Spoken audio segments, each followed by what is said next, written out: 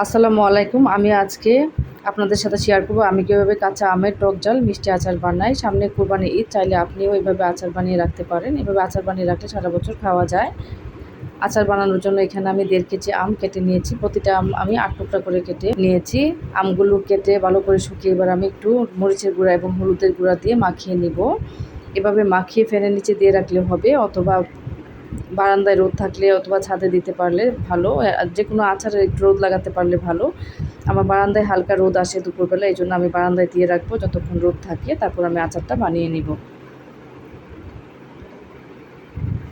এদিকে আমি চুলায় কড়াই বসিয়ে দিয়েছি। 1.5 কেজি আমের আচার বানানোর জন্য আমি 250 গ্রামের থেকে একটু কম তেল দিয়েছি। তারপর দিয়ে দিলাম শুকনা মরিচ 10-12টা। শুকনা মরিচগুলো আমি একটু ভেজে নিব। শুকনা মরিচগুলো একটু ভেজে নিলে সুন্দর একটা ফ্লেভার আসে।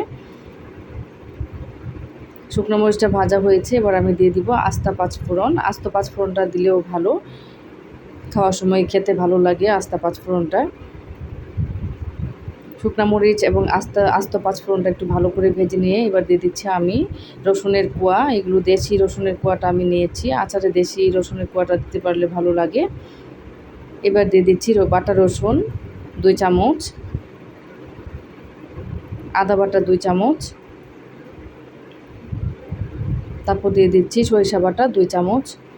সরিষা কিন্তু 2 রকমের থাকে, কালো সরিষা এবং হলুদ কালারের সরিষা। হলুদ কালারের সরিষাটা দিতে পারলে ভালো, কালো সরিষাটা দিলে একটু তিতা লাগে। এবার দিয়ে দিচ্ছি হলুদের গুঁড়া 1 চামচ, মরিচের গুঁড়া 2 চামচ। মরিচটা পছন্দ মতো দিতে হবে, একটু ঝাল পছন্দ করলে মরিচ আর একটু বেশি দিতে পারলেও সমস্যা নাই। আমি এবার আমগুলো দিয়ে দিব।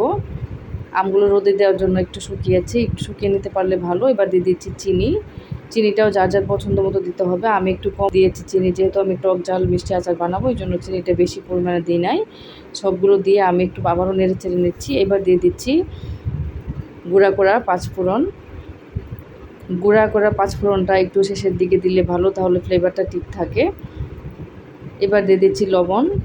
লবণটাও নামানোর আগে দিতে হবে, কারণ লবণটা সবার প্রথমে দিলে আমগুলো তাড়াতাড়ি গলে যায় এবং নরম হয়ে যায়, এই জন্য লবণটা দিতে হবে সবার পরে। এবার আমি ভালো করে একটু নেড়ে ছেড়ে নিচ্ছি যেন মশলাগুলো ভালো করে ভিতরে ঢুকে।